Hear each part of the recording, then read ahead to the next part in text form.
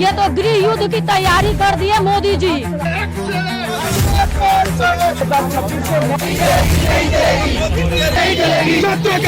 ये जो राले टैक्स लेकर के आया है इसको समाप्त किया जाए। निवेदन करता हूँ कि ये कानून वापस ले ले, जिससे हमारा देश सुरक्षित हो जाए।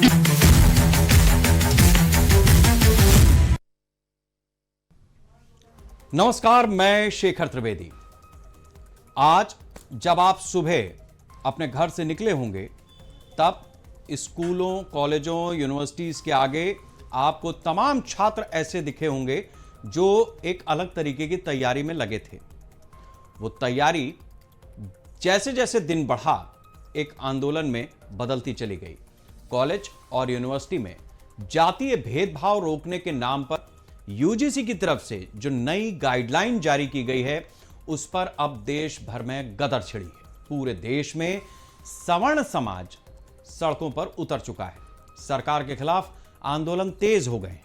एक तरफ सवर्ण समाज सड़कों पर उतरा है तो दूसरी तरफ बीजेपी के अंदर से ही कई नेताओं के इस्तीफे भी सामने आने लगे। सवर्ण समाज के लोगों का तर्क है कि यूजीसी के नए नियम आने से आने वाली पीढ़ी पतन की तरफ जाएगी। विश्वविद्यालयों में सवर्ण छात्रों को शिकार बनाया जाएगा। कानून का विरोध करने के पीछे तर्क दिया जा रहा है कि जातिगत भेदभाव के खिलाफ जो जांच दल बनेगा उसमें सवर्णों का कोई प्रतिनिधित्व है ही नहीं, ना ही शिकायत झूठी मिलने पर जिसने शिकायत की है उस पर किसी तरह की कार्रवाई का प्रावधान है। आप जांच कमेटी में है नहीं और जो शिकायत कर रहा है अगर उसकी शिकायत झूठी है तो शिकायतकर्ता पर कोई कार्रवाई नहीं होगी। अब ऐसे में सवर्ण समाज एक तरह से यूजीसी के खिलाफ मोर्चा खोल चुका है, जिसमें आर पार की लड़ाई के मूड में लोग मैदान में उतर आए हैं। एक तरह से पूरे देश और खासकर उत्तर भारत में मंडल वर्सेस कमंडल के नाम पर नया संग्राम छिड़ गया है। विपक्ष ने भी भाजपा को निशाने पर लेना शुरू कर दिया है और आरोप लगाए हैं कि एक तरफ कहां तो सनातन एकता की बात हो रही थी और अचानक ये जिस तरह से नियम कानून ले आकर सामने रख दिए गए हैं और इसमें हिंदू ही आपस में उलझता नजर आ रहा है। फिलहाल हम चर्चा शुरू करें उस पर जाएं उससे पहले जो आज दिन भर नेताओं के बयान आए हैं, आम लोगों ने जो बातें कही हैं, जरा उस पर नजर डाल लेते हैं। यह एक खाई खोदने जैसा है विश्वविद्यालय के छात्रावासों में या विश्वविद्यालयों में। विगत 20 वर्ष, 25 वर्ष, 30 वर्ष, 40 वर्ष में कभी कोई जातिगत दुर्भयोग की भावना सामने नहीं आई होगी। लखनऊ विश्वविद्यालय का इतिहास उठा लीजिए, कोई भी जातिगत आरोप का मुकदमा नहीं दर्ज हुआ होगा न पुलिस इतिहास में न विश्वविद्यालय इतिहास में। इस जो काले कानून, इस साइमन कमीशन को यूजीसी कमीशन है, साइमन कमीशन है। ये जो राले टैक्स लेकर के आया है इसको समाप्त किया जाए। ये जातीय डिस्क्रिमिनेशन फैलाना चाहता है, जातीय भेदभाव फैलाना चाहता है इस देश में। हम मोदी जी से ये मांग करें इस काले कानून को वापस लें, नहीं तो मैं ऐसे ही महीनों सालों बैठे रहेंगे यहीं पे। ये सवर्णों के साथ जो वो भेदभाव कर रहे हैं इसको वापस करें। इस्तीफा मैंने खुद अपनी स्वयं दिया है। आज हमारे ब्राह्मण समाज में, स्वर्ण समाज में सरकार के प्रति इतना रोष है कि इन्होंने जो ये यूजीसी कानून लेकर आए हैं इसमें इन्होंने हमारे बच्चों के भविष्य को बिल्कुल गड्ढे में गिरने का काम किया है। हमारे बच्चों को इन्होंने पूरी तरह से मारने का काम किया है। यूजीसी बिल आया हुआ है, इसके विरोध में मैंने जो है इस्तीफा दिया है। तो कल को कोई भी SC ST या बैकवर्ड का कोई भी लड़का या लड़की उसको प्रपोज करता है, अगर मना कर देती है लड़की लड़का, तो फिर तो उनको उसके ऊपर कार्रवाई होगी। यूजीसी एक बड़ा गंभीर विषय है, इसलिए मैं इसको अध्ययन कर रहा हूं और जो कुछ भी बोलूंगा बहुत सोच समझ करके बोलना है, क्योंकि ये समाज से जुड़ा हुआ मुद्दा है। देश में सवर्णों के लिए एक कोई विकल्प नहीं है, विकल्प विहीन सवर्ण हो गई और इसका फायदा अब भाजपा जी भर की पुरजोर उठा रही है। जाएंगे तो जाएंगे कहां? इसको बोलते हैं बांध के मारे और रोने न दे। यही हो रहा है, अब यही कर रहे हैं ये सारा चीज, क्योंकि सत्ता में बने रहेंगे, सत्ता से जाएंगे तो सब जेल जाएंगे। इस नाते किसी भी तरीके से सत्ता में बने रहें तो हिंदू मुसलमान लड़ाओ, फिर हिंदू में भी अगड़ा पिछड़ा करके बांटो, राज करो और हमारे देश की जनता को, प्रदेश की जनता को आपस में लड़ाओ, भाई भाई को लड़ाओ। कांग्रेस ये नहीं होने देगी। कांग्रेस के लिए सब एकजुट हैं। राष्ट्र की एकता और अखंडता के लिए अपने आप को खपा दिया, उस सब पर पानी फिर गया है और देश के 35% सवर्णों की बहन बेटियों को बलात्कार के लिए इस नियमावली ने मजबूर कर दिया है। आपने तो ये भी रख दिया कि अगर SC ST OBC का लड़का झूठी शिकायत कर देता है तो पता लगने के बाद भी उसके ऊपर कोई कार्रवाई नहीं होगी। इससे बड़ा अन्याय और क्या हो सकता है? किसी को आपत्ति है तो वो आपत्ति न्यायालय का जो आदेश है उस पे जाकर के अपने तरफ से कि भाई ये इसमें हम लोगों के हित में नहीं है, इसमें ये और सुधार कर लिया जाए, ये होना चाहिए। मैं एक बात बहुत विनम्रता से आश्वस्त करना चाहता हूँ, किसी को उत्पीड़न होने नहीं दिया जाए, तो भेदभाव नहीं होगा। कोई डिस्क्रिमिनेशन के नाम पे किसी को भी मिसयूज करने का अधिकार नहीं रहेगा।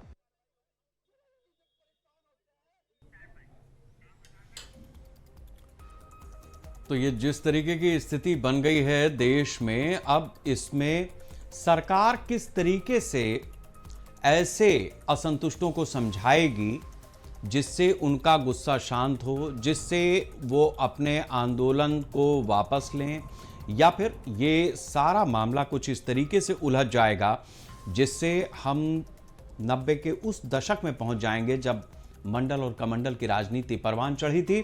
और न सिर्फ परवान चढ़ी थी बल्कि देश ने एक ऐसा दौर देखा जहां पर लगातार इस तरीके की स्थितियां बनती रहीं जिसमें हिंदू आपस में लड़ते लड़ते एक दूसरे की जान का प्यासा हो गया था। बहुत सारे ऐसे प्रकरण थे जिसमें छात्रों ने आत्मदाह किया था, लगातार प्रदर्शन हुए थे। ये जिस तरीके की आरक्षण की राजनीति 90 के दशक में देखी गई थी, अब जिस तरीके का ये विषय आया है और ख़ास तौर से कॉलेज और यूनिवर्सिटीज़ में जिस तरीके का माहौल सरकार के सामने, यानी माहौल का आड़ लेते हुए सरकार ने जिस तरीके का ये कानून बनाया है, उससे अब सड़कों पर हमें विरोध प्रदर्शन देखने को मिल रहा है। दो बड़ी चीज़ें हैं। एक चीज़ तो ये है कि जब इसका ड्राफ्ट तैयार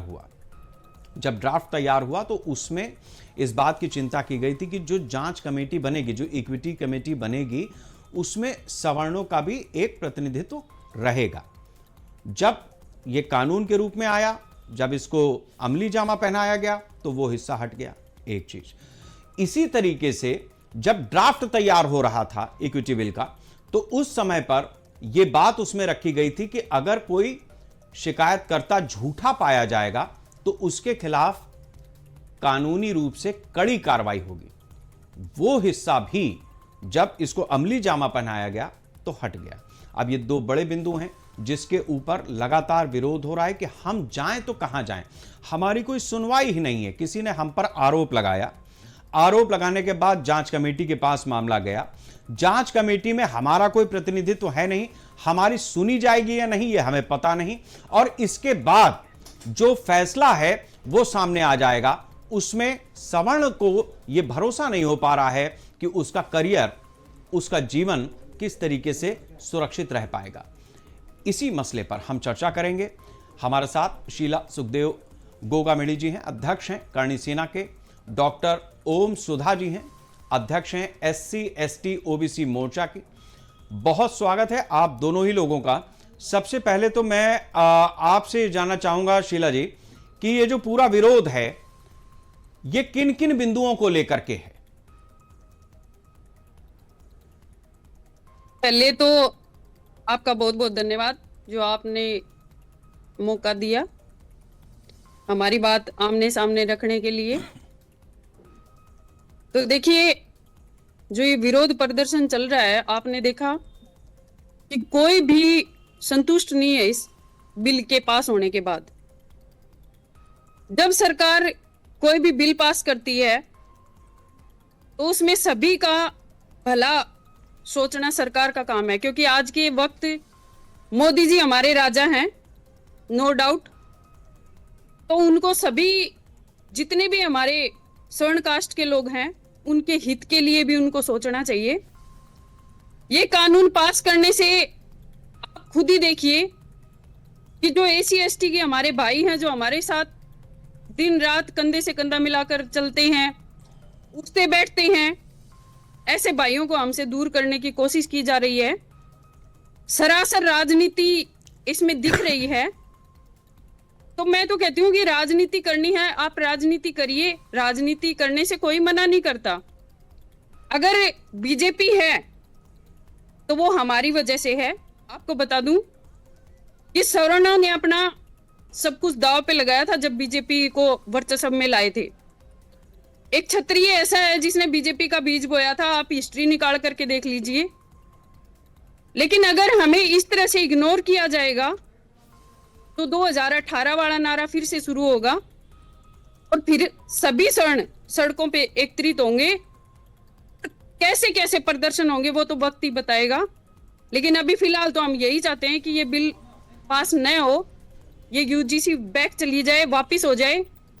इसी में सबकी भलाई है, इसी में हमारे भाईचारे की भलाई है। क्योंकि अगर ये बिल पास होता है तो डेफिनेटली हम एक दूसरे के विरोधी बनेंगे, इसमें कोई शक नहीं है जी। ठीक है, मैं आऊंगा आपके पास अगला सवाल लेकर के। और अब हम चलते हैं डॉक्टर ओम सुधा के पास और उनसे समझते हैं कि उनके मुख्य बिंदु क्या हैं। डॉक्टर ओम सुधा जी, मैं आपसे ये समझना चाहूंगा कि आपका जो समर्थन है या जो विरोध आपने देखा है उसको लेकर के आपका क्या कहना है? अभी जो स्थिति बनी है उसको आप किस तरह से देख रहे हैं? यूजीसी की रिपोर्ट है कि पिछले जो है 4 साल में जो है दलित उत्पीड़न के विश्वविद्यालय कैंपस में मामले 118% बढ़े। और शेखर आनंद जी, दवाई जो है बीमार को दी जाती है, स्वस्थ व्यक्ति को नहीं दी जाती। हम सब जानते हैं कि भारतीय समाज जो है जातिवादी है, भारतीय समाज में जातिवादी उत्पीड़न होते हैं, हम सब जानते हैं। और कहने की जरूरत नहीं है कि विश्वविद्यालय, भारत के विश्वविद्यालयों में किस तरह उत्पीड़न हुआ कि रोहित वेमुला को जो है सुसाइड करना पड़ा, एक बच्ची पायल तन्वी को सुसाइड करना पड़ा, जेएनयू में मुथु कृष्णा को सुसाइड करना पड़ा, और जाने ऐसे कितनी कहानियां हैं, हम सब ने देखा है। और आप कहते हैं कि डिस्क्रिमिनेशन सबके लिए बराबर है। आप बताइए, इस देश में कभी आपने गाली सुनी है ब्राह्मण कहीं का? लेकिन जिसको तथाकथित रूप से छोटी जातियां कही जाती है, उनको लेकर कितनी गालियां भारतीय समाज में है, इससे हम लोग आंख नहीं मूंद सकते। लेकिन शेखर जी, इस पूरे मामले पर मुझे इस बात से सबसे अधिक घबराहट होती है कि जितना इस कानून को लेकर भय लोग दिखा रहे हैं, डरा हुआ खुद को दिखा रहे हैं, आप ये बताइए, अगर आप डिस्क्रिमिनेशन करते ही नहीं है तो आपको डर क्यों लग रहा है? जो डिस्क्रिमिनेशन करेगा वो डरेगा। इसके पहले भी कानून था और आप बात कर रहे हैं कानून के दुरुपयोग की। क्या इस देश में डॉरी एक्ट जो है उसका दुरुपयोग नहीं होता है? क्या जो और भी कानून है, दूसरे कानून, उसका दुरुपयोग नहीं होता है? तो उन खामियों को दूर करने पर बात होनी चाहिए, ना कि आप उस कानून को ही खत्म करने की बात करें, हटा दिया जाए। यह साफ लगता है कि हम अपराध करने की छूट मिले, इससे तो यही पता चलता है जो सीधे तौर पर दिखता है। और मैं शेखर जी, आप तो बड़े विद्वान पत्रकार हैं, मैं आपको विद्वान पत्रकार मानता हूं। आप बताइए, अमेरिकी समाज में जब ब्लैक एंड व्हाइट के बीच फाइट होता है तो ब्लैक के हक अधिकार की लड़ाई व्हाइट लड़ता है, ब्लैक से ज्यादा व्हाइट लड़ता है। तो क्या हम भारतीय समाज में इस बात की कल्पना कर सकते हैं कि अगर विश्वविद्यालय कैंपस में 118% दलित एट्रोसिटीज के मामले बढ़े हैं तो इस देश का सवर्ण समाज जो है भारत सरकार से यह मांग करे कि SC, ST, OBC के डिस्क्रिमिनेशन के लिए कड़े कानून लाए जाए? मुझे लगता है कि भारत इस व्यवस्था से अभी कोसों दूर है, उनको अभी और उदार होने की जरूरत है। क्योंकि एक जो है बहुत बड़े यूरोपियन विद्वान हुए, उनका जो है कथन है कि जब तक आपके बीच जो है एक देश में रह रहे, भौगोलिक क्षेत्र के में रह रहे लोगों के बीच दर्द का साझा रिश्ता नहीं बनेगा, तब तक जो है, अर्नोल्ड का ये कथन है, तब तक जो है आप एक राष्ट्र तक का निर्माण नहीं कर सकते। तो जब तक इस देश में दलितों का दर्द सवर्ण महसूस नहीं करेगा, तब तक इस देश में आप समाज का एक तबका जो पीछे रह गया है उसको आगे लाए बिना, उसके साथ अगर भेदभाव जाति के आधार पर हो रहा है। रोहित वेमुला चिट्ठी लिखकर मर गया कि मेरा दुर्भाग्य है कि मैं इस जाति में पैदा हुआ, और तमाम दलित उत्पीड़न की घटनाएं हमने देखी है। एक और बात मैं कहूंगा शेखर भाई, जाके पाँव न फटे विवाही सो क्या जाने पीर पराई। आपका सरनेम तो त्रिवेदी है, हो सकता है मैं दलित पैदा हुआ हूं, हो सकता है जो तकलीफ मैंने बर्दाश्त किया है आपने टीवी में देखा होगा, किताबों में महसूस, किताबों में पढ़ा होगा, लेकिन उस तकलीफ से हम गुजरे। मैं एमए करने के बाद जब गया था एक कंपनी में ट्रेनिंग के लिए, तो वहां हमसे पूछा गया कि आप कौन सुधा जी, आप तो ब्राह्मण लगते हैं। हमने कह दिया मजाक मजाक में हाँ। उन्होंने कहा फिर तो आपका जॉब पक्का है। मैं यह उदाहरण इसलिए दे रहा हूं क्योंकि यह एक सच है। आप भी आपके न्यूज रूम में शेखर जी, आप खुद से पूछिए कि आपके न्यूज रूम में कितने शेड्यूल कास्ट हैं, कितना आदिवासी है। आप खुद से पूछे, मुझे जवाब नहीं चाहिए, आप यह जवाब खुद को दीजिए। आपके न्यूज रूम में कितने दलित आदिवासी हैं? क्या यह पूरे देश की स्थिति नहीं है? जुडिशियरी में जो है दलित तो 2-3 चीफ जस्टिस ऑफ इंडिया बन भी गया, एक भी आदिवासी नहीं बना, एक भी OBC chief justice of India नहीं बना। इस देश में 45 केंद्रीय विश्वविद्यालय हैं। 45 केंद्रीय विश्वविद्यालय में 80% केंद्रीय विश्वविद्यालय के कुलपति सवर्ण, दलित एक है, आदिवासी एक है, पिछड़ा 5 या 7 है। क्या इस देश का यह सच नहीं है? इस देश में जाति के आधार पर भेदभाव होता है, जाति के आधार पर उत्पीड़न होता है। क्या इस देश में जाति के आधार पर जो है मूंछ रखने पर हत्या नहीं हुई है? तो जब भेदभाव आप ठीक है ओम सुधा जी, आपने अपनी बात रखी है। 10 सेकंड शेखर भाई, 10 सेकंड। क्या इस देश में जाति के आधार पर लोग शादी नहीं करते हैं? क्या इस देश में जाति के आधार पर श्मशान घाट तक नहीं है? क्या इस देश में जाति के आधार पर इंटरव्यू में नंबर नहीं दिए जाते हैं? जाति के आधार पर आप सब कुछ करते हैं, जाति के आधार पर भेदभाव करते हैं। तो जाति के आधार पर जब भेदभाव होता है, उसके खिलाफ कोई कानून बन रहा है, तो आपको दिक्कत क्यों है? आपका चरित्र अगर न्यायिक है तो मुझे लगता है कि सवर्ण समाज को भी इस एक्ट के साथ खड़े होना चाहिए। धन्यवाद, थैंक यू। ठीक है ओम सुधा जी, देखिए चूंकि आपने मेरा जिक्र कर दिया, मेरे चैनल, मेरे न्यूज रूम का जिक्र कर दिया, इसलिए इसका जवाब तो मुझे आपको देना ही पड़ेगा। पहले तो आप ये समझ लीजिए कि ब्राह्मण क्या है। आपने चूंकि मेरे त्रिवेदी होने पर सवाल उठाया है, आप इस बात को समझ लीजिए कि हमारे यहां जातियों की जो व्यवस्था आप देखते हैं, दरअसल ये थी नहीं। हमारे यहां वर्ग होते थे, और वर्ग कैसे निकले ये मैं आपको बता देता हूं। 54 वर्ग हैं, आप समझिए। 7 ऋषि, 46 उप ऋषि, यह हुआ 54। ब्राह्मण जो जनेऊ पहने हैं, जो हम जनेऊ पहने हैं, उस जनेऊ में भी 54 धागे हैं। जब आप उसकी बट खोलेंगे, 6 धागों का जनेऊ आप खोलते जाइए 3-3 करके, और उसके बाद उसकी संख्या भी आएगी 54। अब आइए आप, जो हमारी वर्ण व्यवस्था है, जो क्षत्रिय कहे गए वो युद्ध काल में चले गए, जो वैश्य कहे गए वो व्यापार के काम में लग गए, जो अन्य हुए, जो समाज के अन्य तबकों की बात है, उसमें अपनी अपनी तरह से अपने अपने लोगों ने काम चुने। कोई सब्जी बेचने का काम करता है, कोई लोहार का काम करता है, कोई चर्मशिल्प बनाता है, कोई काश्तकारी करता है, अलग अलग तरीके के हुए। ब्राह्मण ने अपने पास क्या रखा? ब्राह्मण ने सबकी वर्ण व्यवस्था में सबको काम दिए। और ये मैं इसलिए नहीं कह रहा हूं, यही आपको मिलेगा। आप बताइए कि कौन से हमारे वेद में, कौन से हमारे पुराण उपनिषद में इन जातियों का, इन वर्गों का इतना विस्तृत वर्णन है? आप 2000-3000 जातियां गिना दी जाती। और उससे भी बड़े पे आइए आप उत्तर प्रदेश में, और उत्तर प्रदेश में मान लीजिए यादव ओबीसी में है। जब यही अभी चला जाएगा हिमाचल में, वहां अपने ही यादव भाई से झगड़े, वहां ओबीसी नहीं है, वही यादव ओबीसी नहीं है। तो ब्राह्मण ने अपने पास तो कुछ रखा नहीं, पहली बात तो आप यह समझिए। रही बात चैनल की, तो चैनल में मैं बड़े गर्व से कहता हूं, बड़े फक्र से इस बात को कहता हूं कि आज की खबर न्यूज चैनल में हम सब साथी, वैसे तो हम जाति पर जाते नहीं, लेकिन चूंकि आपने सवाल रखा इसलिए बता देते हैं, और मेरे सरनेम को कोट किया है, इसलिए मैं आपको यह बता देता हूं कि हम सब जिस भी जाति वर्ग से आते हैं, हमारा नेतृत्व करने वाला उसी तबके से है जिसका जिक्र आप कर रहे हैं।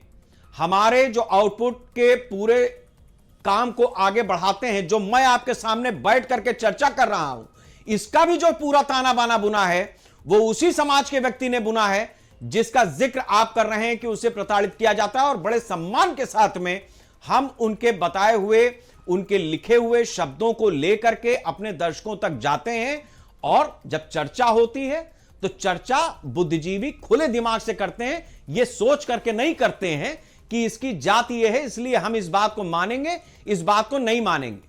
तो आप हमारी जो पत्रकारिता की गरिमा है उस जगह पर हमें टिके रहने दीजिए, ताकि आपकी और जो इस देश की राजनीति है उसमें कम से कम यह चौथा स्तंभ ना हिले। यह मेरा आप सबसे अनुरोध है। अब मैं आगे बढ़ता हूं, और ठीक है, मैं आऊंगा आपके पास, आपका वक्त आएगा, आपके पास आऊंगा। अभी मेरे को जाना है आपके इस सवालों को लेकर के शीला जी के पास। शीला जी, दो बड़ी बातें कही हैं ओम सुधा जी ने, ये ठीक बात कि जनेऊ दलित क्यों नहीं पहन सकता? अरे भाई, क्यों नहीं पहन सकता? जब राहुल गांधी सारे कपड़ों के ऊपर से जनेऊ पहन लिए तो आप पहने, किसने रोका? गलत चीज है ये ओम सुधा जी, गलत चीज है। एक दलित को टारगेट कर रहे हैं। मैं आपको गलत बताऊं, चीज है, मैं इसीलिए आपसे कह रहा हूं। पूर्वज हुआ करते थे ना, आप फिर उलझ गए, आप गलत दिशा में गए। मैंने आपसे बताया कि जो ये 54 वर्ग हैं हमारे यहां, 2-3 हजार जातियां नहीं है जितनी आज देश भर में चल रही हैं। 54 वर्गों पे चलिए, और 54 वर्गों के 7 हमारे सप्त ऋषि हैं और 46 हमारे उप ऋषि हैं। ऋषि हैं सब, रिसर्च स्कॉलर हैं, जिनके नाम पर कोई बनिया है, कोई इन्हीं ऋषियों और उप ऋषियों से हमारे गोत्र निकले। वो किसी भी जाति का हो। आप क्या बात कर रहे हैं? आप पढ़िए तो जाके। आपने चूंकि हमें छेड़ा इसलिए मैं आपको इतनी बात बता रहा हूं। यही है हमारे देश का सत्य। नहीं, मंडल से पहले, मंडल कमीशन से पहले दलित को जनेऊ पहनने का अधिकार है। आपने भी मुझे छेड़ा, इसलिए मैं आपसे फिर पूछ रहा हूं कि क्या आपके वेद उपनिषद में दलित को जनेऊ पहनने का अधिकार है? अगर नहीं है तो क्यों नहीं? ये बताइए कि ये कहां लिखा है कि उसको अधिकार नहीं है? आप बिल्कुल नहीं है, 72 जगह लगा। आप 2 मिनट समय दीजिए, सब निकाल दो। अब आप गूगल करके हमें ना बताइए, गूगल पर नहीं, अब आप ढूंढिए उतनी देर में। शीला जी के पास वो करके आता हूं। शीला जी, 2 सवाल नहीं, ये गलत चीज है। ओम जी, अब रुक जाइए, इसीलिए मैं कह रहा हूं कि बात आगे बढ़ने दीजिए। शीला जी, 2 महत्वपूर्ण सवाल हैं। ठीक है, मैं आऊंगा आपके पास, आपका टाइम आएगा तब आपके पास आऊंगा। 2 महत्वपूर्ण सवाल हैं। एक तो ये कि अगर डिस्क्रिमिनेशन नहीं हुआ, अगर डिस्क्रिमिनेशन सवर्णों ने नहीं किया तो उनको डर काहे का, जो बात ओम जी ने कही है। दूसरी चीज यह है कि वो कह रहे हैं कि कुछ अच्छा हो रहा है तो उसको होने दिया जाए, उसके ऊपर उस कानून को वापस लेने की तैयारी क्यों कर रही हैं? यह आंदोलन क्यों है? पहली बात तो मैं ये कह दूं कि ये कानून आखिर किसने मांगा था? किसने जाकर के सिफारिश की थी कि हमें ये चाहिए, ये लागू करो? पहली बात तो ये है। और दूसरी बात, ये कह रहे हैं बार बार कि भाई जातिगत हो रहा है, जातिगत व्यवहार हो रहा है। मैं कहती हूँ आप हमारी हिस्ट्री उठा के देखो, चाहे ब्राह्मण हो या बाणिया हो या राजपूत हो या शूद्र हो या वैश्य हो, कोई भी हो। अरे जो गोगा जी चौहान है ना, गोगा मेड़ी में बड़ा स्थान है, 1 महीने का मेला लगता है, उनके साथ बज्जू मेघवाड़ की पूजा होती है। जो ये साहब बैठे हैं ना, इनको आप मेरी ये आवाज सुनाओ कि जो यहाँ पे पूजा होती है ना, वो बज्जू मेघवाड़ की गोगा जी महाराज के साथ होती है साथ में। तो कहाँ जातीय व्यवहार रखते हैं हम? जातिगत अगर हम करेंगे तो फिर एक बात बताइए, जो हमने हमारा जो भाईचारा है, आपस में जो बैठते उठते हैं, वो लोग कहाँ जाएंगे? आपने इतनी बड़ी बड़ी बातें कह दी, चाहे वो ब्राह्मण हो बाणिया। मैं किसी की वो नहीं कहती कि भैया आपने इस जाति के बारे में कहा है। मैं ये कहती हूँ आपको कहने का अधिकार ही क्या है? आप अकेले बैठ करके टीवी पे ऐसी बातें कर रहे हैं। आपके पीछे कितना समाज है, आपको पता है क्या? वो यूजीसी के बारे में जानते हैं क्या? क्या होता है यूजीसी? उनको बेचारों को अपना काम करना होता है, लेकिन आप लोग क्या है, आप लोग इसको राजनीति का रूप दे देते हैं। आम आदमी पिटता है, आम आदमी पिसता है, आपको फर्क नहीं पड़ेगा। आप डिबेट करके चले जाएंगे, मैं डिबेट करके चले जाऊंगी, लेकिन पिसता कौन है? आम आदमी। आपने अपने सवाल कर दिए कि नहीं ये भेदभाव होता है, ये भेदभाव होता है। कहाँ भेदभाव होता है? राजस्थान में रामसा पीर की जो पूजा होती है, उसमें डाली बाई को पूजा जाता है, जो मेघवाड़ है। हम भेदभाव नहीं करते। और रही बात इस कानून की, तो बिल्कुल अगर सही है और किसी के खिलाफ उसको सही है तो लगाओ, अन्यथा अगर गलत उसको यूज किया गया तो हम बर्दाश्त नहीं करेंगे, हम बीच में रहेंगे। मैं पहले बता रही हूँ, विरोध होगा, इसका कन्फर्म होगा, लेकिन जो गलत करेगा ना उसके साथ हम खड़े भी नहीं होंगे। अगर कोई गलत करता है उसको वो फंसेगा तो उसके साथ हम खड़े भी नहीं होंगे, हम बिल का साथ भी देंगे। एक चीज आपसे ये समझना चाह रहा हूं, जो अभी ओम जी ने कही है, उनका कहना यह है कि अगर सवर्ण समाज किसी तरीके का डिस्क्रिमिनेशन नहीं करता है, वो भेदभाव नहीं करता है यूनिवर्सिटी में, कॉलेज में, तो उसको डरने की जरूरत भी नहीं है। और अगर इस तरीके का, हाँ ठीक है, तो उनका कहना यह है कि जब कर नहीं तो डर काहे का। नहीं तो मैं यही तो कह रही हूँ, पहले तो ये बताइए कि ये इस बिल को लाने वाला कौन है, किसने बोला था कि ये बिल लागू कह रहे हैं कि आ गया।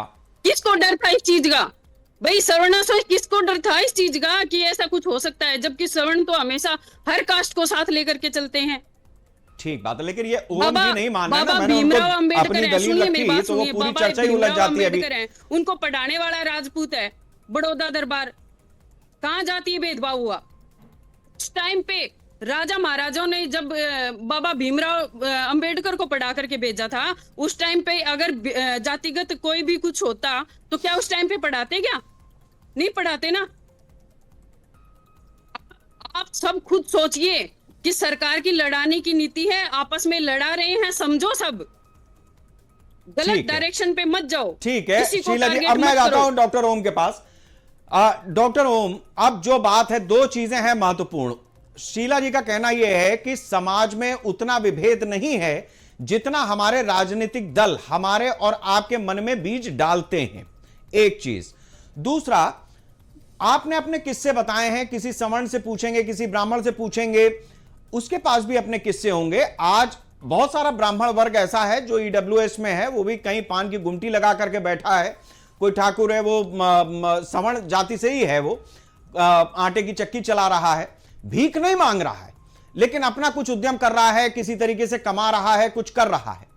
अब सवाल इस बात का है कि जहां विद्या का मंदिर है, दरअसल जिस जगह पर आकर के सारे जाति भेद ये सब खत्म हो जाने चाहिए थे, लिटरेसी बढ़नी चाहिए थी, वहां टॉप के नॉचेस पे, टॉप के यूनिवर्सिटीज पे इस तरीके की जब बात होगी कि इस तरीके का कानून आएगा, तो ये जड़ों में और मट्ठा डालने वाला काम है या इसको हरा भरा करने का काम है कि जातियां वो हैं जो कभी जाति नहीं? अभी शीला जी ने कहा कि जो है ये भेदभाव नहीं करती, बहुत गजब बात है, नहीं करती होंगी ये व्यक्तिगत तौर पर, लेकिन अगर आप नहीं करती इसका ये मतलब थोड़ा कि राजस्थान में जातिगत भेदभाव नहीं होता। आप भेदभाव नहीं करती हैं, कोई तो करता है, जिसकी वजह से राजस्थान की राजधानी जयपुर में पुलिस के डीएसपी को, डीएसपी एक बड़ा पदाधिकारी होता है, 3 स्टार होता है, डीएसपी को हेलमेट पहन के जो है बारात में जाना पड़ता है। कौन भेदभाव करता है कि डेल्टा मेघवाल को जो है कि हत्या कर दी जाती है जातिगत भेदभाव की वजह से? कौन भेद, मैंने सिर्फ राजस्थान का 1-2 उदाहरण दिया, कोई तो है जो भेदभाव करता है, कौन करता है? दूसरी बात आपने कही कि जो है विश्वविद्यालय कैंपस होता है जहां भेदभाव खत्म हो जाना चाहिए, बिल्कुल खत्म हो जाना चाहिए, लेकिन कोई तो है जो भेदभाव कर रहा है, जिसकी वजह से रोहित वेमुला को सुसाइड करना पड़ रहा है, जिसकी वजह से पायल तैरवी को, मुथु कृष्णा को सुसाइड करना पड़ रहा है। इसका मतलब है भेदभाव तो है। आप आंख मूंद लेंगे, इसका ये मतलब थोड़े है कि जो है रात हो जाएगा। आंख मूंदने से रात थोड़े होने वाला है, आंख मूंदने से अंधेरा हो जाएगा सिर्फ आपके लिए, लेकिन अगर रोशनी है तो रोशनी रहेगी। तो आप आंख मूंद लेंगे तो थोड़ा दिखना आपको बंद हो जाएगा, लेकिन जो सच है वो नहीं बदलने वाला। जातिवाद, जातिगत भेदभाव इस देश का सच है। इस बात से अगर आप इनकार कर रहे हैं तो आप खुद को धोखा दीजिए, दुनिया धोखे में नहीं है। इसी सरकार ने जो है जो आंकड़े लाए हैं 118%, इसी यूजीसी का आंकड़ा है और नरेंद्र मोदी की सरकार लेकर आई। मैं तो नरेंद्र मोदी जी का वोटर भी नहीं, मैं वोटर नहीं हूं नरेंद्र मोदी जी का, सुन लीजिए, और मेरी वैचारिक असहमति है। बावजूद इसके प्रधानमंत्री का जो कर्तव्य होता है वो सभी बच्चों को बराबर देखता है। प्रधानमंत्री देख रहे हैं कि समाज का एक तबका है जिसके साथ जाति के आधार पर उत्पीड़न हो रहा है, भेदभाव हो रहा है, उसके खिलाफ कानून। ठीक है डॉक्टर ओम सुधा जी, मैं एक आंकड़ा पढ़ देता हूं, तब मैं आपके पास आगे आऊंगा। एक आंकड़ा मैं पढ़ देता हूं, बिना उसके काम चलेगा नहीं। एक महत्वपूर्ण चीज है, चूंकि आपने चर्चा में दूसरी तीसरी बार इस बात को रखा, और ये ठीक है, ये फैक्ट है यूजीसी का, मैं इसको पढ़ता हूं, हमारे दर्शकों को भी जानना चाहिए। अब समझिए, ये मैं यूजीसी की जो आंकड़ा है, जिसका 118 का बार बार जिक्र जो कर रहे हैं ओम सुधा जी, उस चीज को समझिए क्या है। ये विश्वविद्यालय अनुदान आयोग का दावा है कि ये नियम जातिगत भेदभाव की बढ़ती शिकायतों के चलते लाए गए हैं। यह बात यूजीसी की तरफ से कही जा रही है। अब क्या है, आयोग की 2024 की रिपोर्ट के अनुसार 2019-20 में भेदभाव की 173 शिकायतें दर्ज हुई। ये कौन बता रहा है? यूजीसी बता रहा है कि 2024 में रिपोर्ट में 2019-20 में भेदभाव की 173 शिकायतें दर्ज हुई। 2023-24 में बढ़कर 378 हो गई। 5 वर्षों में कुल 1160 शिकायतें सामने आई इस तरीके की। और इसमें अब जो परसेंटेज में वृद्धि निकालेंगे, कितना हुआ? 118। अब इसके बाद इसका दूसरा पक्ष भी है। ये एक पक्ष है जो डॉक्टर ओम सुधा बता रहे हैं, आंकड़ों की ही बाजीगरी में दूसरा पक्ष भी अब आप सुनिए। दूसरा पक्ष यह है कि 2023-24 में देश में कुल 1153 विश्वविद्यालय और 48,000 से ज्यादा कॉलेज थे, जहां 4 करोड़ 20 लाख से ज्यादा छात्र पढ़ रहे थे। अगर इसमें से लगभग 50% छात्र SC, ST, OBC, EWS और दिव्यांग वर्ग से मान लिए जाएं, तो ऐसी स्थिति में भेदभाव की शिकायत करने वालों का प्रतिशत 0.0018% के आसपास बैठता है। और यह आरक्षण व्यवस्था हमारे कॉलेजों में, यूनिवर्सिटी में लागू है। डॉक्टर ओम सुधा, अब इन आंकड़ों का इंटरप्रिटेशन आप फिर से कीजिए। जिस वृद्धि को आप 118 बता रहे हैं, उसमें आरक्षण को लागू करने के बाद यह संख्या आधी हो जाती है। मैंने छात्रों तक के आंकड़े आपको बताएं, और उसके बाद जो परसेंटेज निकलता है वो 0.0018% निकलता है। एक इंटरप्रिटेशन यह भी है। राधिका वेमुला का नाम आपने सुना है? अब उस पर मत जाइए, फैक्ट टू फैक्ट का वही आप ये, अरे उनके पिटीशन पे ये कानून बना, आप कहते हैं उन पे चर्चा ना करें। आपको पता नहीं है, राधिका वेमुला के पिटीशन पे ये कानून बना है। ठीक है, आप कहते हैं उनकी चर्चा नहीं। राधिका वेमुला को आप समझा दीजिए कि एक शिकायत 0.01% शिकायत से क्या होता है। आप कहते हैं एक ही बेटा मरा, आप समझा सकेंगे? नहीं समझा सकेंगे। एक एक जान की कीमत होती है, लेकिन हम कीमत तब समझते हैं जब कोई हमारा अपना जाता है। राधिका वेमुला ने अपने जवान बेटे को खोया है जातिगत उत्पीड़न की वजह से। आप उनको नहीं समझा सकेंगे।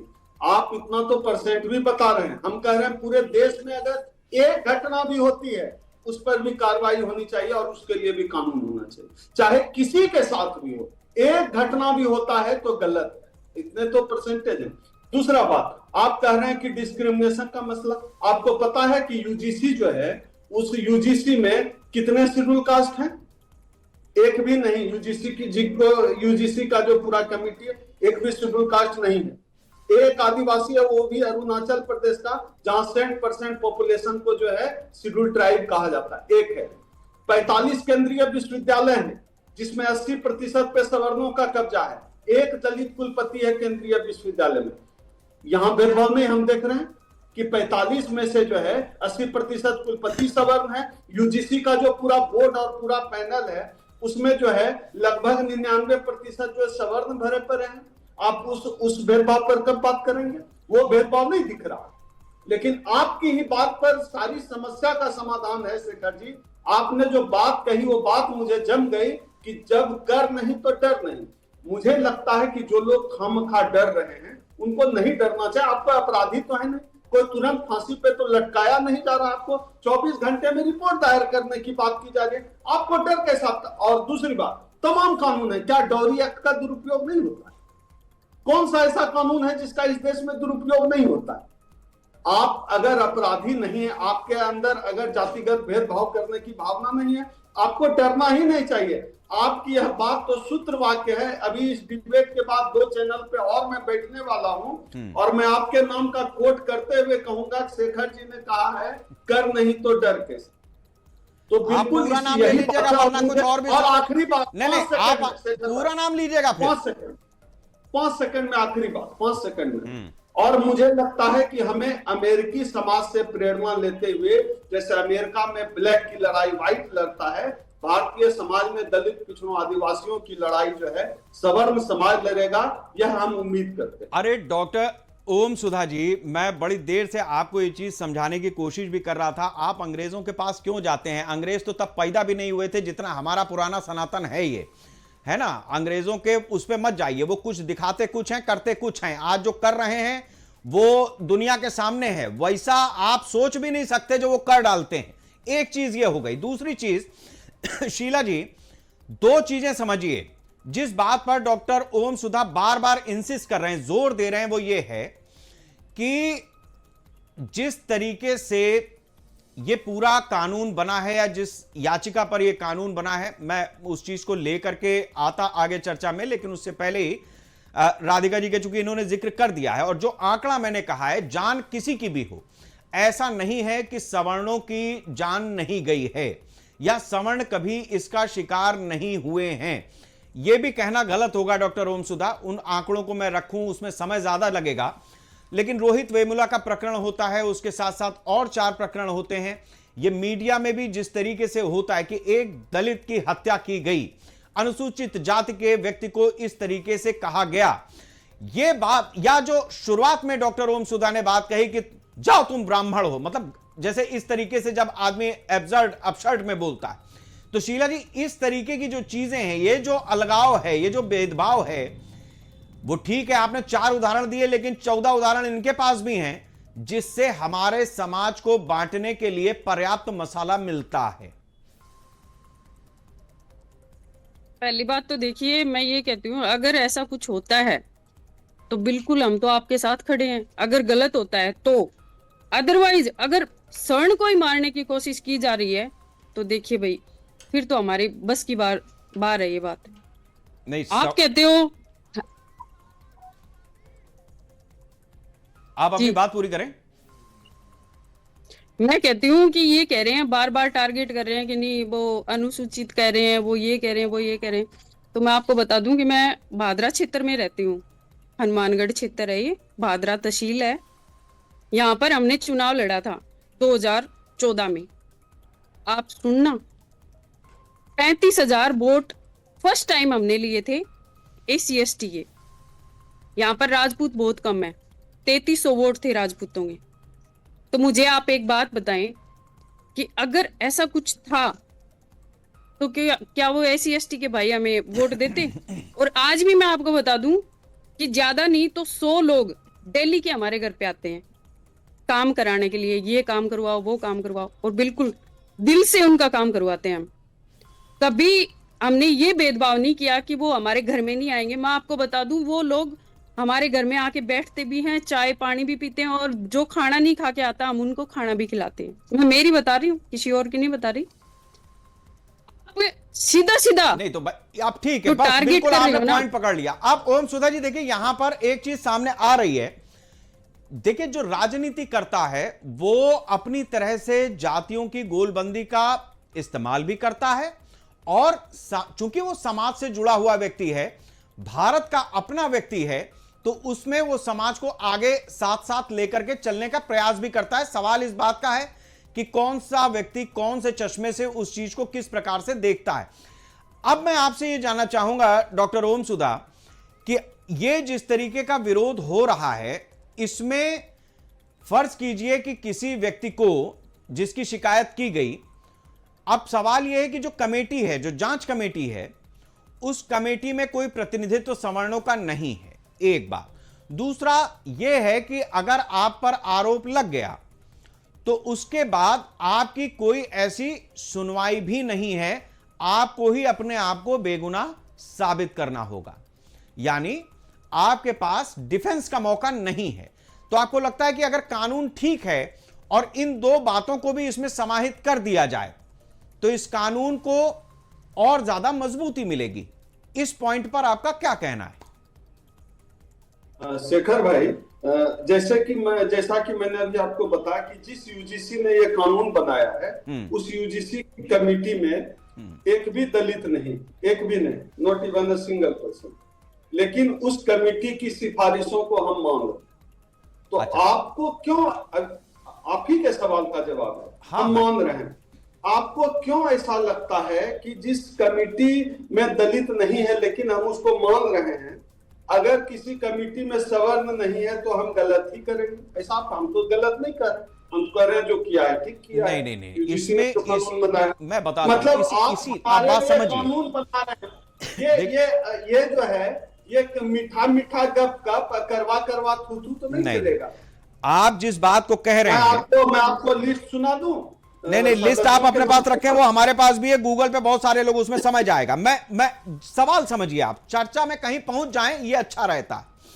मैं अब आपसे ये समझना चाह रहा हूं कि आप इस लिस्ट को पढ़ेंगे, उसमें कोई SC ST नहीं है, बाकी लोग नहीं है, तो जाहिर सी बात है कि उसमें जो लोग हैं वो उस समाज से आते हैं जिस समाज के लोग उतरे हुए हैं सड़क पर। मान रहे हैं ना आप? सवर्णों, ठीक है ना, सवर्णों से बनी हुई एक कमेटी हमारे देश के OBC SC ST इनके हितों के संरक्षण के लिए इस तरीके का एक प्रावधान एक लेकर के आती है, जिसमें सवर्णों को अब यह लगता है, चूंकि वैमनस्यता भी इस तरीके की है, जिनको करना था वो कर गए। आपने अपनी ही बात से उन सारी बातों को खारिज किया जो डिस्क्रिमिनेशन की हैं, क्योंकि अगर डिस्क्रिमिनेशन होता तो इसमें वो प्रावधान भी रखे होते, या वो ये कानून ही ना आता। पहली बात, अगर डिस्क्रिमिनेशन हो रहा होता, अब आया है तो इसमें ये सारी चीजें समाहित हैं। यहां पर अगर केवल 2 चीजें हो जाएं कि जिसने शिकायत की है, जो शिकायत करता है, ऐसा तो है नहीं कि वो हमेशा दूध का ही धुला होगा। फर्ज कीजिए कि कोई व्यक्ति है जिसने शिकायत की और उसकी शिकायत झूठी है, तो उस झूठी शिकायत करने वाले के खिलाफ भी कानूनी कार्रवाई हो। अगर यह प्रावधान इसमें जुड़ जाए तो क्या दिक्कत है? हाँ, देखिए, आप जिन सुधारों की बात कर रहे हैं, मुझे लगता है कि मैं चूंकि शेड्यूल कास्ट कम्युनिटी का संगठन चलाता हूँ, लीडर हूँ, तमाम मामले जितने भी दलित उत्पीड़न के आते हैं, चूंकि जो तबका जो है शोषक होता है, जो तबका आरोपी होता है, वो तबका इतना दबंग जरूर होता है कि मामले को दबाने के लिए तमाम तरह के प्रयास करता है। इसलिए इस तरह का प्रावधान यूजीसी की तरफ से किया गया होगा। मुझे ऐसा लगता है यूजीसी में बैठे हुए लोग विद्वान हैं, जवाब देंगे। आज तो धर्मेंद्र प्रधान जी ने भी कह दिया है कि किसी भी तरह का जो है डिस्क्रिमिनेशन जो है बर्दाश्त नहीं किया जाएगा, भेदभाव नहीं किया जाएगा, और आने वाले समय में यूजीसी और भी इसको क्लियर करेगा। लेकिन अभी जो शीला जी जो बैठी, इन्होंने हनुमानगढ़ का, मेरे पास हर सवाल का जवाब है, हनुमानगढ़ का इन्होंने जो उदाहरण दिया है कि जो है वहां इनके वोटर नहीं है, बावजूद इनको जो है वोट मिले, बहुत ज्यादा जो है दलितों के वोट मिले, पिछड़ों के वोट मिले, जो मिला होगा इनको, इनके दावों को हम खाली मिला होगा, बिल्कुल हम मानते। आप सोचिए कितना जो है उदार है वहां का दलित समाज। 2022 तक एनसीआरबी का जो वेबसाइट है, 2022 तक का आंकड़ा है, 2022 में सिर्फ हनुमानगढ़ में 1834 मामले दर्ज किए गए दलित उत्पीड़न। एनसीआरबी का डाटा आप चेक करवाइए अपनी टीम से तुरंत, मैं अगर गलत हूं तो। 1834 मामले दर्ज किए गए सिर्फ हनुमानगढ़ का, बता रहा हूं 2022 का ये डाटा। और आप कह देंगे कि भेदभाव आप नहीं करते होंगे, आपका व्यक्तिगत व्यवहार होगा। दूसरी बात आपने कही कि कोई दलित आ जाता है तो आप घर में खाना भी खिलाती हैं, भेदभाव हम भी नहीं करते। मेरे घर में भी कोई जो है ब्राह्मण आ जाता है, कोई राजपूत आ जाता है भूखा उखा, तो हम उसको खाना खिलाते हैं। बहुत सारा मांगने भी आ जाता है, उसको 10-20 रुपया दे भी देते हैं। मैं भी सवर्णों के साथ कभी कोई भेदभाव नहीं करता। मैं इस मामले में आपके साथ शिलाजी बराबरी पर हूँ। मेरे दरवाजे पर कोई गरीब ब्राह्मण, कोई गरीब मजबूर राजपूत आ जाए तो हम भी भेदभाव नहीं करते, हम बराबरी पे खड़े हैं। लेकिन दलित उत्पीड़न के मामले में आज भी राजस्थान पूरे देश में मुझे लगता है कि दूसरे नंबर पे। अच्छा, ठीक है, अब मुझे सवाल आगे बढ़ाने दीजिए। ठीक है शीला जी, अब देखिए ये बराबरी और अभी मामला बराबर पे आ गया, अब इसको रहने दीजिए। अब आप थोड़ा सा रुक जाइएगा, मेरा सवाल बड़ा सीधा सा है। देखिए, जो कमेटी यूजीसी की थोड़ा सा मैं बोलती हूँ। हाँ जी, मैं ये कह रहा हूँ, हमें देने वाला जिस ऊपर वाला कमेटी है। ने ये प्रावधान किसी की निकाला है, औकात नहीं हमें देने की, मेरी हमें आवाज ऊपर नहीं आ वाला रही देता आपको? है और उसकी दया है, चलता है काम। तो आप इतना कष्ट ना उठाएं, आप देने लेने वाली बात मत करें। मैं इसीलिए कह रहा हूं, मैं जो आपसे सवाल रख रहा हूं, ठीक है, मैं आप उलझ गए ना, दोनों लोग उलझ जाएंगे, हमारे दोनों समझदार पैनलिस्ट। अरे ओम सुधा जी आप भी रुक जाइए, शीला जी आप भी रुक जाइए, मेरे सवाल पे रहिए। देखिए आप दोनों मेरे मेहमान हैं भाई, अरे आप दोनों मेरे मेहमान हैं इस समय, मेरी सुन लो पहले। ये ब्राह्मण आप दोनों से कह रहा है कि मुझे बयान दर्ज कराने दो, ठीक है।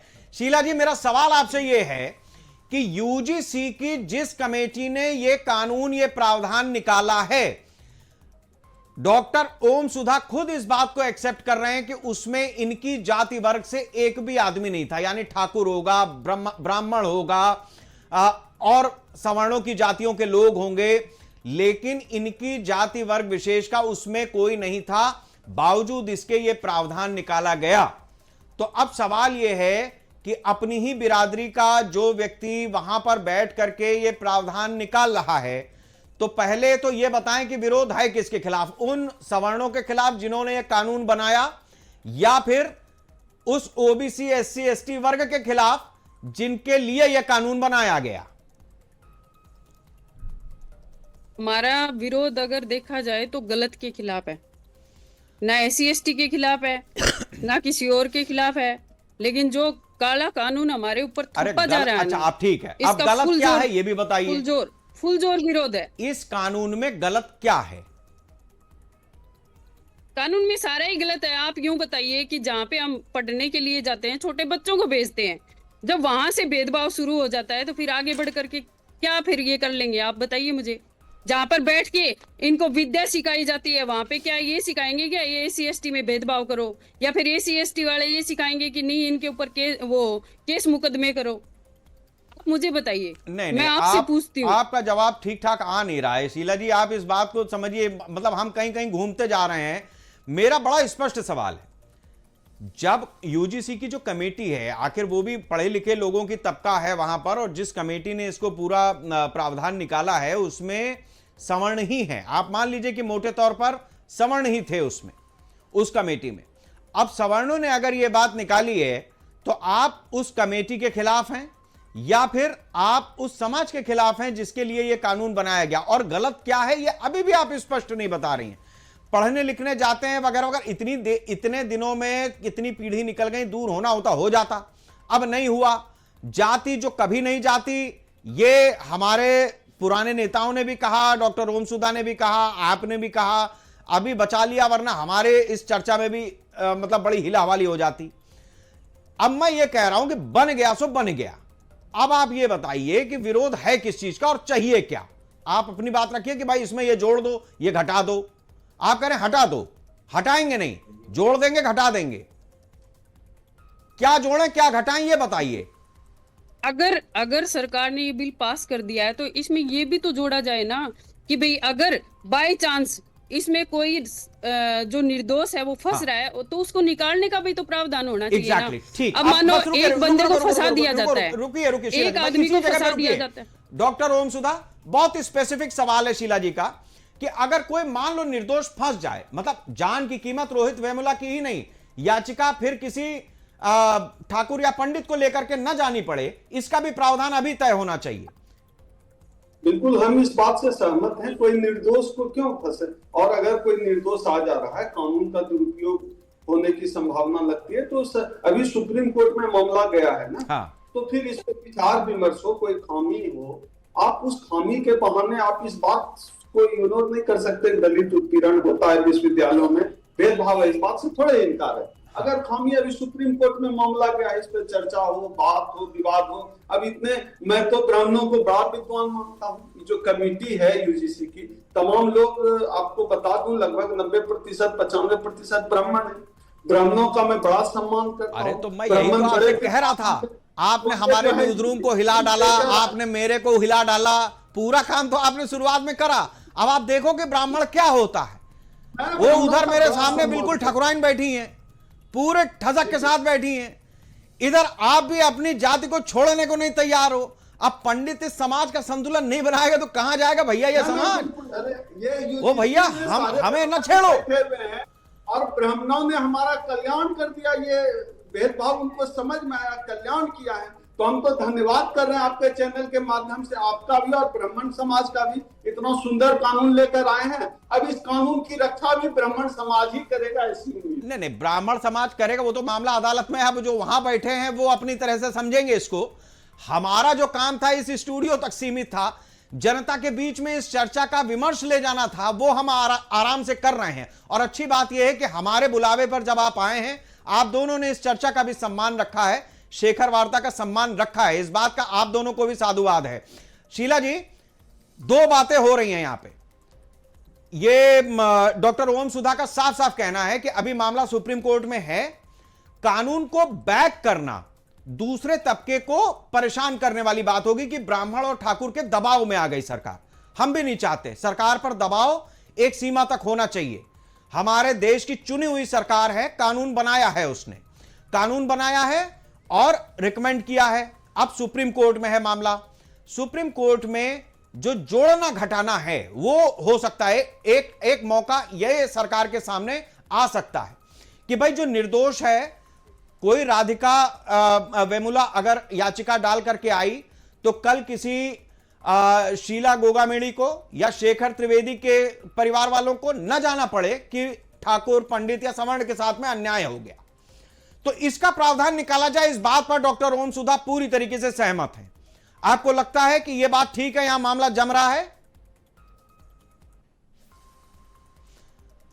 बिल्कुल, देखिए मैं तो यही कह रही हूँ कि जो सही है, जो इंसाफ होना, कोई भी निर्दोष न फंसे, बस इंसाफ होना जरूरी है। चाहे इस बिल में संशोधन हो या फिर इस बिल को बदला जाए, जैसे भी। चलिए ठीक है, दबाव नहीं है। ठीक है। तो ये एक आज जो शेखर वार्ता में बात निकली है, शीला जी ने भी इस बात से इत्तेफाक रखा है कि भाई कोई निर्दोष नहीं फंसना चाहिए। डॉक्टर ओम सुधा, आप भी इस बात पर सहमत हैं कि कोई निर्दोष नहीं फंसना चाहिए, वो चाहे ओबीसी से हो, एससी हो, एसटी हो, सवर्ण हो, कोई भी हो। ये बात हमारे बच्चा होता है, बिल्कुल। और ठीक है, ठीक ठाक पंडित मैं भी हूं डॉक्टर ओम सुधा जी, ठीक ठाक पंडित मैं भी हूं। मैंने आज आपके हिलाने पर जो मैं हिला और हिलने के बाद जो आपको सूत्र दिया है, आप इसको अपने समाज में बताइए। हमारे यहां जाति, समझ लीजिए, आपको मैं फिर बता रहा हूं, आप लर्नेड आदमी हैं, नहीं बताएंगे तो यह बात यहीं की यहीं रह जाएगी। हमारे समाज में जाति नहीं वर्ग की व्यवस्था थी, और वो बच्चा गरीब तबके का किसी भी वर्ग का हो, वो ठाकुर का हो, ब्राह्मण का हो, बनिए का हो, एससी, एसटी, ओबीसी कोई हो, उसकी चिंता की जाती थी, समाज उसको आगे बढ़ाने का काम करता था। डॉक्टर अंबेडकर का अपना एक बहुत बड़ा उदाहरण है, और उनके जो गुरु थे अंबेडकर से लेकर के और राजा गायकवाड़ तक, बड़ोदरा तक, वहां तक सारी ये मामला चलता है। दूसरा, जो वर्ग थे हमारे 54, उन 54 को भी आप समझ लीजिए, हमारे 7 ऋषि हैं, सप्त ऋषि जानते हैं आप, 47 उप ऋषि हैं, ये जोड़ेंगे 54 हो जाएगा, और 54 से ही हमारे सारे गोत्र निकले हैं। चूंकि ये ऋषि हैं, इसलिए एक काम जो मेरे त्रिवेदी लिखे होने पर जो आप ब्राह्मण कह रहे हैं, वो सारे काम आप भी कर सकते हैं, आप भी जनेऊ पहन सकते हैं। हमारे सारे ऋषि मुनि जनेऊ धारण करते थे। ये सारे वर्ग, सारे जातियां, उपजातियां, जितना भी आज आपको ये पूरा चक्रम नजर आ रहा है, ये सब उन 7 और उन 47 से मिले हुए 54 और 54 से बने हुए सारे गोत्रों का समाज है। इस बात को आप पुरजोर तरीके से समझाइए, वरना होगा ये कि हम आपको और शीला जी को एक मंच पर ला करके बार बार इस तरीके की जो चर्चाएं हैं और एक रास्ता निकालने का जो ब्राह्मण को दायित्व सौंपा है वो तो करते रहेंगे, लेकिन कुछ जिम्मेदारी मैं आप दोनों लोगों पर भी छोड़ता हूं। मुझे लगता है कि आप उसका निर्वहन करेंगे, और कानून में जो खामियां हैं उसको, सुप्रीम कोर्ट में भी मामला है और सरकार के सामने भी अपॉर्चुनिटी है कि कोई निर्दोष ना फंसे, इस चीज का प्रावधान उस कानून में होना चाहिए। शिकायतकर्ता बाद में हाथ झाड़ के कि चलो निपटा दिया, यह काम नहीं होना चाहिए। बहुत बहुत शुक्रिया आप दोनों मेहमानों का हमारे साथ इस चर्चा में जोड़ने के लिए। इसमें कोई दो राय नहीं है कि जिस तरीके से यह पूरा मामला उबाल मार रहा है और उबाल मार करके जहां तक जाएगा, तो जिन्होंने कानून बनाया है, जो कानून बनाते हैं, जिनका काम है कानून की समीक्षा करना यानी अदालत, उन सब की सामूहिक रूप से जिम्मेदारी होती है। और उसके बाद 150 करोड़ के इस हिंदुस्तान के एक एक व्यक्ति की जिम्मेदारी है कि हमारी चुनी हुई सरकार ने अगर कोई कानून बनाया है, उस कानून पर आपको कुछ प्रावधान और चाहिए, आप जुड़वा लीजिए, कुछ प्रावधान नहीं चाहिए, हटवा लीजिए, लेकिन कानून को वापस ले जाओ, यह काला कानून है, ऐसा नहीं होता है। हमारे समाज में अभी भी बहुत कुछ है जिसको बदलना जरूरी है। बदलाव हमें आपको मिल करके करना होगा, इसलिए मिले रहिए, जुड़े रहिए और हिंदुओं को एक साथ बनाए रखिए। बाकी दूसरे हिस्से की बात आज शेखर वार्ता में हमने नहीं की है, लेकिन असली खतरा भी वहीं से है। नमस्कार। ये तानाशाही नहीं चलेगी। ये तो गृह युद्ध की तैयारी कर दी है मोदी जी।